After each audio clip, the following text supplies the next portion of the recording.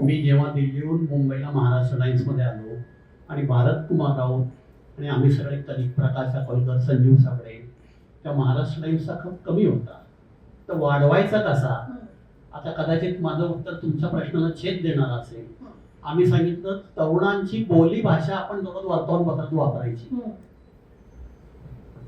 वाचा आणि नाचा हे जे मठाचं जे वाक्य होतं, ब्रीद वाक्य होतं, हे मी सुचवलेलं होतं आणि मुंबईच्या VT स्टेशन पासून अनेक स्टेशनवर ते लागलेलं होतं.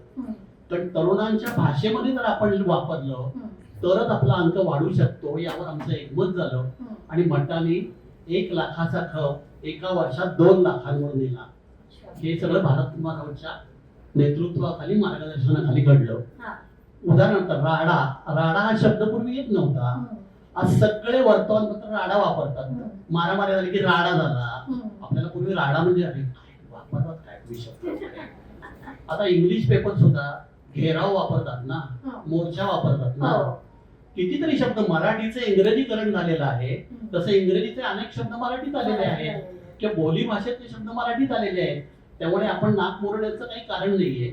उलट मराठीची शब्द संपत्ती वाढली असं आपण त्याला म्हटलं पाहिजे आणि त्याचं स्वागत करायला पाहिजे असं माझं मत आहे. याचा आपण मराठीत शब्द डावलतोय किंवा त्याच्याकडे दुर्लक्ष करतोय, उपेक्षा करतोय असं मला वाटत नाही. दुसरी गोष्ट मला एक मुद्दाम सांगायचं आहे की आता सगळीकडं घरोघरी जाऊन मतदार याद्या तपासणं सुरू झालेलं आहे. घरी नसतील आणि 2002 ला विचारतात तुम्ही मतदान केलेलं आहे का, तुमच्याकडे नसतो तो की त्याच्यावर काट मारतात. म्हणजे इथं मतदार याद्यांमध्ये अनेकांची नावं कमी होणार आहेत. मी जेव्हा विचार करतो की जेव्हा मतदार नोंदणी होईल, त्याच्यानंतर पुनर्रचना होईल, त्याच्यानंतर मुंबईचे मतदारसंघ वाढतील, खूप वाढतील, आमदारांचे वाढतील, खासदारांचे वाढतील. आताच मुंबई महापालिकेमध्ये अमराठी नगरसेवकांची संख्या मोठी आहे, दुर्लक्ष करण्यासारखी नाहीये. हे मतदारसंघ वाढल्यानंतर अमराठी आमदार आणि खासदार मोठ्या प्रमाणावर निवडून येण्याची शक्यता नाकारता येत नाही. त्याला मराठीवर मोठा अन्याय होण्याची शक्यता आहे.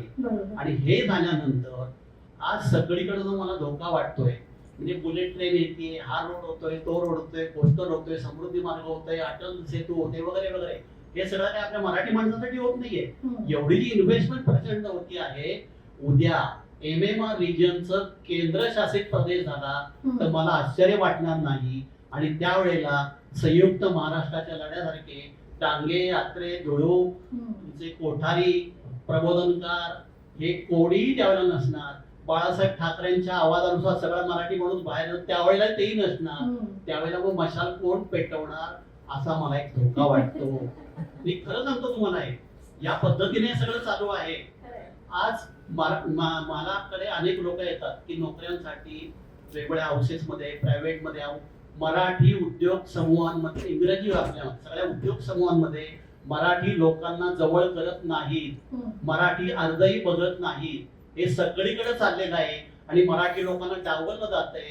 आणि हे राज्यकर्ते सुद्धा, राजकारणी सुद्धा मराठी लोकांना प्रायव्हेट मध्ये नोकऱ्या देऊ शकत नाहीत. ती नोकरीसाठी अर्ज केल्यानंतर आपल्याकडे एकदम चेहरा पडून बसतात, कारण त्यांनाही कळतं की आपण हातबल आहोत.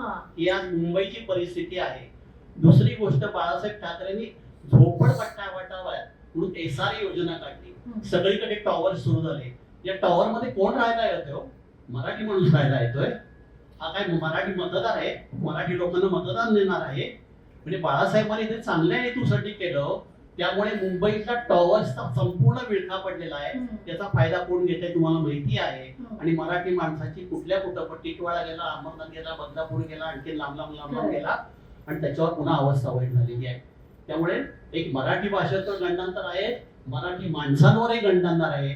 आपण जागे राहिलो तरी आपलं ऐकणार आहे तर कोणी नाही.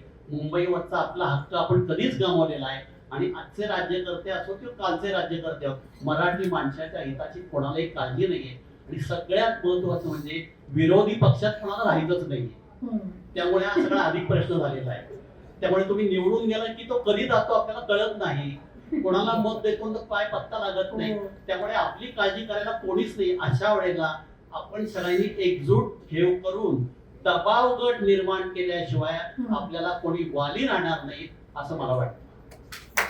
व्हिडिओ आवडला असेल तर लाईक करा, शेअर करा आणि आमच्या चॅनलला सबस्क्राईब करा. बेल आयकॉन दाबायला विसरू नका.